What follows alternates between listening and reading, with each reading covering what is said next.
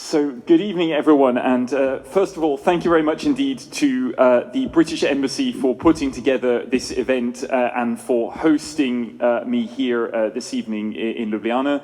This actually comes as a result of a conversation I had last summer with the ambassador Tiffany Stadler, who is a great committed railway traveller and sustainable transport person, and so I briefly met her last summer in the course of my project, and so it made sense to try to do something with a larger audience when I was coming through Ljubljana again this time. So, whoops, that's my phone falling on the floor, not so good. Anyway, maybe I don't really have anywhere I can put that there. Anyway, they'll just go in my pocket. I'll have to go with the notes. So, how is it going to work? You have the QR codes on the papers around on the benches. If you scan that QR code using your phone, you will get a link to the materials. The materials are mostly photos, and I will then, in what I'm going to say, I'm going to be referring to those individual photos. I pioneered this way of giving a presentation actually on border train between Berlin and Wrocław in Poland a few weeks ago, so we'll give it a go here. It must be said also, I'm particularly happy to be able to be making this presentation in Slovenia. Slovenia is a country I've been coming to now for more than 20 years since my student politics days, and also being able to know Tina and some of the other people who are present here. These are connections I've had with Slovenia going back a very, very long time, so it's particularly happy that I am to be able to be making this presentation here. Now, if you've now got the materials available there on your phones in front of you, you will see the first slide. There's a photo of a bridge. And that bridge has electrification masts on the railway line on the bridge, but they stop in the middle of the bridge. Now, if anything is the kind of symbol of the project and what I've been working on, it is that photo. It is the bridge over the Neisse River between Zgorzelec in Poland, which is at the top of the photo, and Görlitz in Germany, which is at the bottom of the photo. They have had an agreement since 2003 to completely renovate the entire corridor from Dresden all the way to Wrocław. Poland completed its job in 2015 and Germany still hasn't begun. And so Poland has built its electrification masts right to the very border in the middle of the bridge, and that's where they stop. And so that ultimately shows the difficulties of what I'm trying to manage to deal with exactly this project. Going to European border regions and documenting the problems that you find in those border regions with international railways. What happens very often, and we'll come to those issues with Slovenia shortly, is often a country on one side of a border wishes to solve a railway problem, but the country on the other side of a border is slightly more reluctant. The good news for the Slovenians in the audience here is actually it's probably, at least in one direction, the ones on the other side that are more reluctant than you. If you go to slide number 1, just to give a kind of UK context here, I have covered the UK in part in my research work about international railways. I was in September this year at the Northern Ireland border. So you can see on slide 1 a picture there of the old Port Hall to Strabane line, where railways used to then cross to Donegal, but sadly no longer. But if you have any questions for me about the UK's international railways, I'll be very happy to answer those. But the presentation here is essentially much more about EU countries and particularly about Slovenia. So, what is all of this cross-border rail business anyway, and how did a person end up taking a tiny folding bicycle, which is parked just over there behind you on the benches over that side, and go travelling around European borders? I've been a mobile European for more than a decade. I've been working in different European countries, and I started getting frustrated that when you try to take a train internationally in Europe, things go wrong. I got stuck too often in Cologne, in Mannheim, in Paris, not being able to get trains to get to Barcelona. And I started asking myself the question, well, okay, who's doing something in order to solve those types of problems? And what then happened was I was bored doing a corona lockdown, and I picked up an old report from the European Parliament, which you can see there on slide number 2, that comes from 2015. The European Parliament said here are 15 places in Europe where with very little money you could improve international railways. And so I said to myself in 2021, what has happened in those cases? And the answer was, in only one of the 15 places that the European Parliament had investigated had there been any progress made in international railways. That was actually at the border between Bavaria and Czechia. In all the other 14, nothing had happened. So I set out to ask myself, well, why has nothing happened? And importantly, what could I do about it in order to manage to improve the situation? And so therefore, I set about crowdfunding a project to go and visit all of Europe's, or all of the EU's internal borders, where there is at least, or was at least, one railway line. So basically, any pair of countries that you could cross by train, I've crossed all of them. Right? I crossed all of them last summer in a 40-day trip that crossed 95 borders internally within the European Union. I have not gone to every single line yet, right? There are more than 450 international railway lines in Europe. At the moment, I've been to more than 170, and I've been to 3 today at the Italy-Slovenia border around Trieste. You can see on slide number 3, literally an international railway border. You can see the concrete sleepers on the track are Czechia, and the wooden sleepers on the track are Poland. So you can literally see where the international border is because the infrastructure literally at that point changes. So if you go on to slide number 4, we start to get to the designation of the problem. Slide 4 and then 4b. The picture there is Lauterburg. It is a cross-border station, or just at the very northern corner of Alsace, in northeastern France. And you can get there from Strasbourg, or you can cross to Karlsruhe in Germany. Now, the problem in those situations is the moment you cross a border by train, everything gets more complicated. The trains run less often. They're often of a less good quality than trains nationally. It's harder to get tickets for them, and often they don't run early in the morning or late in the evening if you were to need to get home.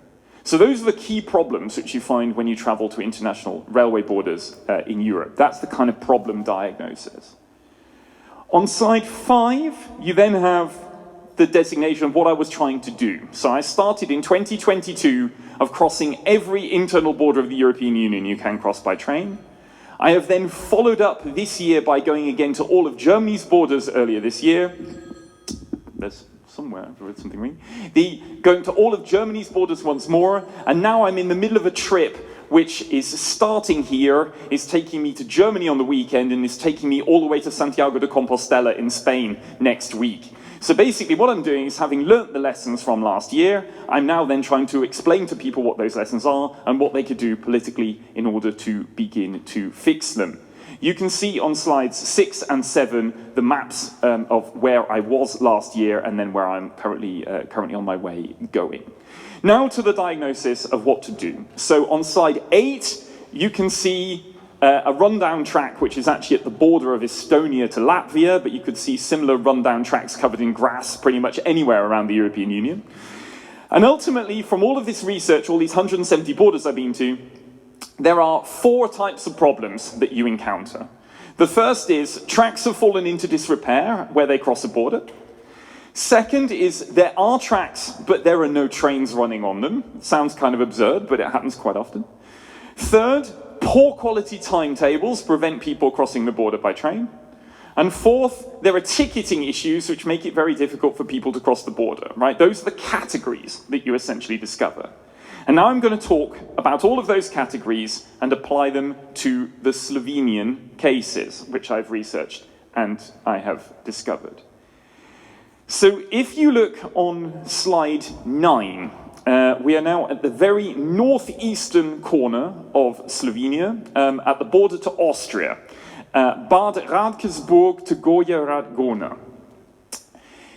The town, it was split in two with the Treaty of Saint-Germain-en-Laye, which stated the borders of Austria at the end of World War I. It drew the line between the then Kingdom of Yugoslavia and the Republic of Austria along the Mur River. The problem is the Mur River divided that town in two. It became Bad Radkersburg on the Austrian side, which had today's market square in Bad Radkersburg, and the castle is in today's Slovenia, Gornja Radgona, on the other side of the river. But there was at that stage at least still a road bridge and a railway bridge between the two. Then came, and if you look on 9b, you can see the detail of exactly where we are with the map, and 9c shows the current state. What then came was World War II. The retreating German army blew up the railway bridge to prevent anyone coming from Yugoslavia following them using the train. So you then had, from 1945 onwards, no train to get between Gornja Radgona and Bad Radkersburg. And then what happened, no one was expecting political change to come to pass, and you can see on slide 9e, you see at the very top of the picture there is a building circled in red. That is a school that was built in Bad Radkersburg in the early 1980s on the route of the former railway line. You can see the arrow that crosses the river on that slide is where the railway bridge used to be. You can see something in the middle of the river. That's where the foundations of the railway line used to be. So you have a situation there where today it would make sense to reconnect Bad Radkersburg with Gornja Radgona. It would also make sense because then you can also get to Graz. The difficulty is, what do you do about the school? Right? Now, these sorts of situations, people made a decision about a railway based on the political situation as they understood it in a given moment, but then the situation changed. And so trying to reconnect that one there is very, very difficult. Now, in all of the work I've done, that first category, the place where a train line has been dismantled, trying to reactivate those lines, it might be quite costly, but often there's something else in the way, right? And something that makes it very, very hard and very, very difficult to do. But important, war and what happens to borders can also mess up your railway system quite significantly, even be it more than 100 years later. So that's the Bad Radkersburg case. It's a wonderful little corner of both Slovenia and Austria. I can highly recommend going there if you've never been, but you're going to have to find some other way means of crossing the river, not by train. Let's move on to slide number 10. We are now at the other end of Slovenia, Gorizia, Nova Gorica, at the Italian-Slovenian border. Those two towns are European Capitals of Culture 2025. And amusingly, the slogan for European Capital of Culture, Gorizia, Nova Gorica, is go. But the problem is, you can't actually go by train. There is a railway line between the two sides. It is 3 kilometers long. It is in working condition. You can see on slide 10b, the place where the sleepers change. That's literally the border. Samuele, who took the picture, is here in the audience this evening. That's not my picture. 10c and 10d are the pictures from further along the line, including actually a place where the Slovenian-Italian border is actually denominated by the railway.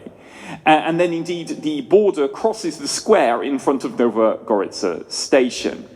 Now, the important point here is this is of an order of magnitude considerably easier to fix as a cross-border railway problem than the one of Gornja Radgona to Bad Radkersburg. You don't actually need to build anything here. What you need to do is find a way and a means of extending an Italian train to Nova Gorica, or actually, and even easier still, extending a Slovenian train through to Gorizia Centrale. Now, there might be an opportunity to be able to do this through the European Capital of Culture 2025, because actually we have a good case at the Germany-Poland border where the reactivation of a railway service between Berlin and Wrocław happened exactly when Wrocław was European Capital of Culture in 2016. So hopefully this one could potentially be solved. But at the moment, there are 3 kilometers missing between those two towns. Another equivalent case is, again, another part of Slovenia's borders, the border at Metlika. This would be, if you were trying to take the train, Ljubljana, Novo Mesto, Metlika to Karlovac in Croatia. Here, it's a different river, the Kolpa or Kupa River, which forms the border. On 11b in your slides, you can see a picture of the train in Metlika station. Nice modern train, as is now the case, and pretty much all of the routes in Slovenia. 11c is the border bridge. And 11D is what you see inside the border bridge, right? So I have a drone with me when doing these projects. So I flew the drone into the middle of the bridge, and that's literally what you see in the middle of the bridge is the barrier. Now, there used to be a train that crossed this bridge until the beginning of the COVID pandemic, and then it was cancelled and it's not been reinstituted since. Now you have a situation which is also a political change that should help you reopen this one. Croatia has joined Schengen this year, and so it should be possible because now you don't actually have to do a border control on a train crossing this bridge, whereas up until last year you would still have had to have done a border control there. So there is an enormous potential for reopening or improving Slovenia-Croatia cross-border railway lines because of Croatia's joining Schengen. There are at least 4 Slovenia-Croatia lines, which as a result of joining Schengen should now be possible to do, which was not possible to do in the past, or at least would have been more complicated than now. So let's go back on slide 12. I'm coming to a close now, and then we'll come to the Q&A. To slide 12, we're back in the northeastern corner of Slovenia again, just a little bit south of Bad Radkersburg now. And then we get to the Croatian town of Čakovec. Čakovec is in a slightly absurd situation railway-wise as a town. It has 4 railway lines going north, south, east and west. The ones that go west and north go to Slovenia. The one that goes east goes to Hungary. And only the one that goes south goes to the rest of Croatia. Now, it doesn't take a genius to realize which are the ones that have actually got proper services running on them. It is the one to Croatia, although it's a slightly knackered rail bus with 1 carriage, which you can see on slide 12b. Now, if you look at that, right, the fastest route from Ljubljana to Budapest runs through Čakovec. Does the train run through Čakovec? Hell no. Right? The Slovenians sent their train round 3 sides of a square round via Hodoš instead, right? Because that politically was easier, although in transport policy terms was not. Now, with Croatia in Schengen, potentially reactivating those routes there to send the trains that way, although the infrastructure is in the meantime a bit ropey, might be an opportunity. If you move to slide 13, which zooms in a little bit more on that region, you have the Slovenian town Lendava, which is an absurdity. It is a Slovenian town which is only connected to the rest of the Slovenian railway network through Croatia. Right, you have to go to Čakovec first and then go out westwards. Now the difficulty is despite EU efforts to reconnect Lendava, there are no passenger trains running there at the moment. And indeed north of there in Redic, and you can see even the road border at Redic has seen better days, and 13B. There is even in Redic, which is about 20 kilometers north of Lendava, there is actually even a Hungarian railway line. But unfortunately, that area is probably not densely populated enough in order to manage to be able to be reactivating the railways. Lendava station is 13C, you can see on the materials. So let's come to what I've done today. And I haven't got any photos of it because I had to provide the materials in advance, and I've only literally been photographing these things this morning and this lunchtime. I went today to Vila Opicina and Trieste from Slovenia. Now, if you want to go from Ljubljana to Vila Opicina, which is the first station in Italy, Trieste is a bit further, you have 3 direct trains per day only. Yeah? If you want to go to Sežana, right, which is the last station in Slovenia, which is only 7.4 kilometers of track away from Vila Opicina, you get 11 direct trains per day. Right? Now, any Slovenian train, without any technical constraint, can run as far as Vila Opicina, any of them. To run as far as Trieste, you have some technical difficulties which are hard to overcome. But any train can run as far as Vila Opicina from Ljubljana. Now, these are the types of issues where you say, hey, hang on a minute. Could you not just, every second train to Sežana, extend it as far as Vila Opicina? Right? Now, on the Italian side, there aren't many trains in Vila Opicina either on the Italian side. Now, these are the types of things where politically you could say it would be relatively easy and relatively low cost to run the train to the first station after the border, not stop it at the last station before the border. All right, so that's one of the cases from today. I'm going to do a similar piece of research tomorrow at the border on the way to Zagreb, so close to Dobova. We have the same difficulty, but this time from the Croatian side. All of the suburban trains coming from Zagreb, they do not reach Dobova in Slovenia, where you could change onto a Slovenian train to get you to Ljubljana. They stop at Hamika, which is the last station on the Croatian side. Officially, because of Croatia not having been in Schengen. Croatia is now in Schengen, but the trains still stop only in Hamika. Right? Again, there are no technical barriers to running the Croatian trains one station further and getting as far as Dobova. Now, by doing so, you would allow not only through passengers on a route like Zagreb to Ljubljana to have a better service, but those people living in a border region to allow them to have a public transport option to allow them to get to their workplace or their school or their university. But I do have some good news for you. It is at another border towards Austria, where the service will increase from Ljubljana to Villach. From the current 4 trains a day to 7 trains a day will be happening from December of this year. So it's actually at least towards Austria. There's grounds for steady reasons for improvement.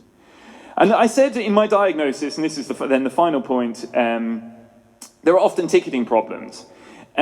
If you try and use the website of Slovenian Railways to book an international railway ticket, you will likely fail because they don't sell international tickets in the online service. You might get a Slovenia to Austria train online if you book it from the Austrians, right? But you won't get it if you book it from the Slovenians. You have to go to the station in order to manage to buy it. This is a very, very common problem at a bunch of different European borders. It happens at the France-Germany border even, where actually the last bastion of a rail ticket having to be on paper is the international bit, which is kind of absurd if you think about it. Probably just they can't get the IT systems in order to manage to reconcile those difficulties. So if there is one quick, or should be comparatively quick, international demand for Slovenian railways, it will be, could you at least please digitize your system so as to allow online purchasing for all of your international tickets? So, that draws my presentation to a close. You have all of the materials there. The final slide is a picture of an old train departure board for when there used to be a Trieste to Belgrade train, long since disappeared, sadly.